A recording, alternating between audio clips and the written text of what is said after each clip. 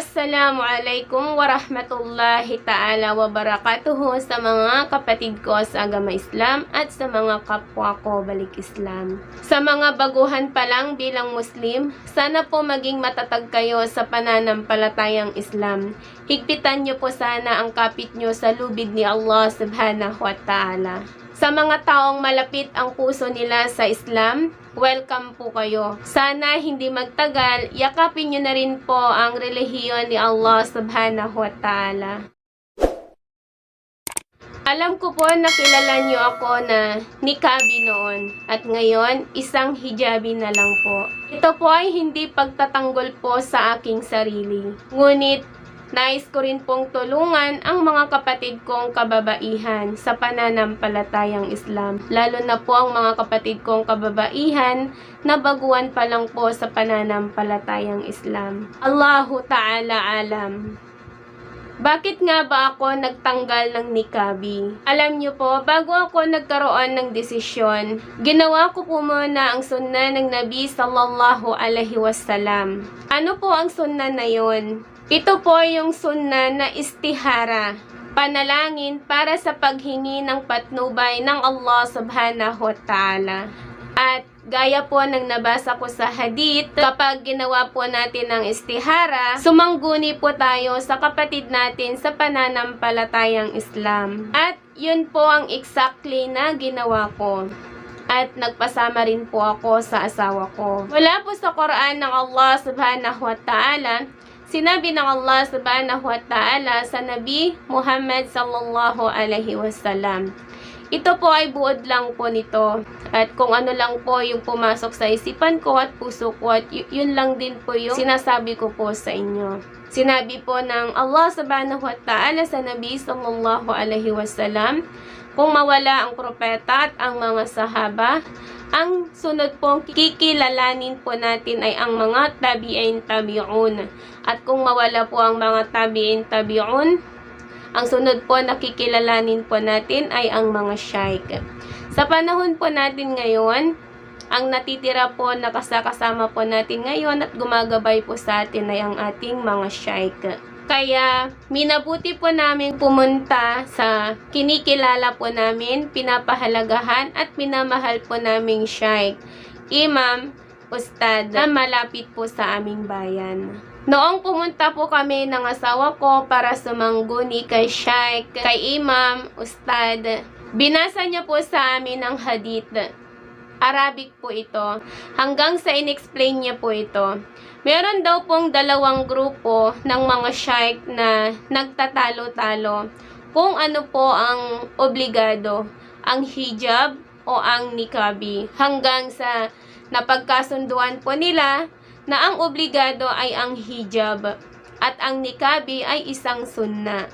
Kaya napakaswerte ng mga kapatid ko sa agama Islam na kahit anumang pagsubok ang dumadating sa kanila ay nananatili pa rin ang kanilang niqabi. Pinapahalagahan nila ang sunnah ng Nabi sallallahu alaihi wasallam. Ako, wala naman po akong pinagsisisihan na natanggal ko po ang aking niqabi.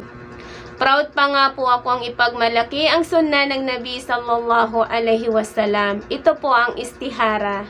Dahil sa sunnah ng Nabi sallallahu alaihi wasallam na istihara, ginagabayan at pinapatnubayan tayo ng Allah subhanahu wa ta'ala. Pagkatapos kong mapakinggan ang paliwanag ni Imam, nagkaroon po ako ng matibay na desisyon. At alhamdulillah ala kulli hal. Wala po sa itsura natin at posisyon ang makakapagligtas po sa atin sa parusa sa libingan at sa araw ng paghuhukom. Alam nyo kung ano po ang makakapagligtas sa atin? Ito po. Tama po. Itong puso ang titignan ng Allah subhanahu wa ta'ala. Mula sa hadith ng Nabi sallallahu alaihi wasallam, meron sa katawan na malambot na kapag ito ay nasira, ang lahat ng gawain ay masisira. Ikaw, anong pagkaintindi mo? Pwede mo bang i-comment dyan sa ibaba?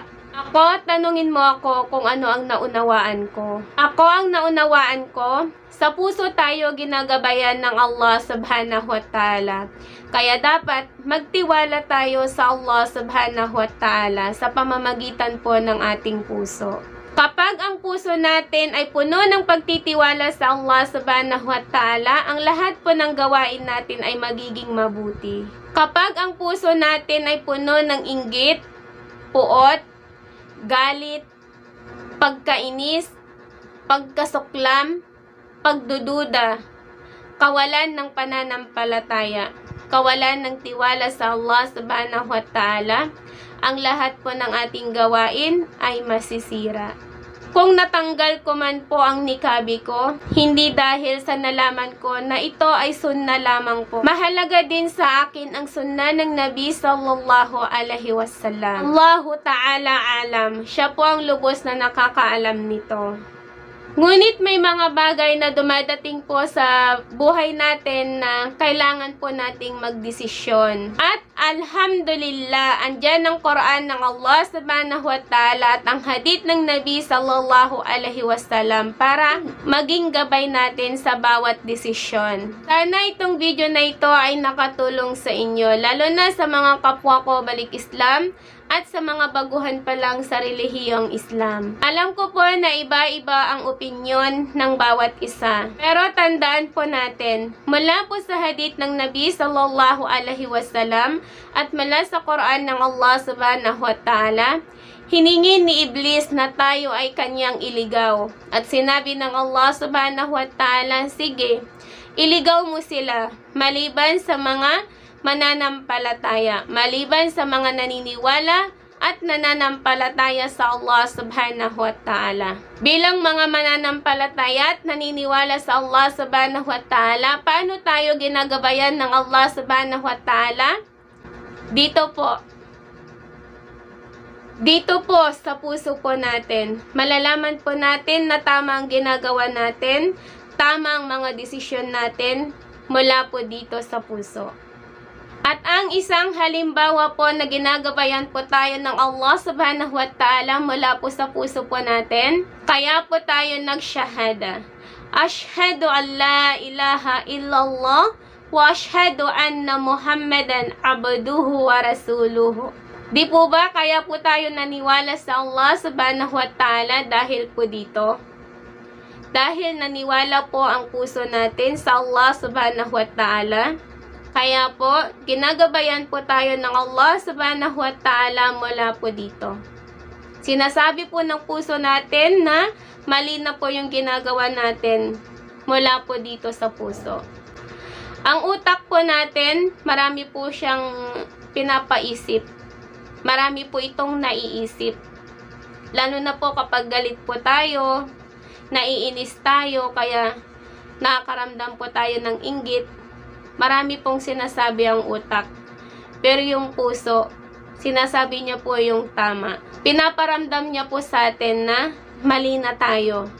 Na tama na. Kasi maling-mali na po yung ginagawa natin. Yan. So, muli po. Ito po, si Nisrin na nagsasabing, alamin, tuklasin at pag-aralan natin ang relihiyon ni Allah subhanahu wa ta'ala. At kilalanin po natin kung sino po si Allah subhanahu wa ta'ala. Marami pong salamat.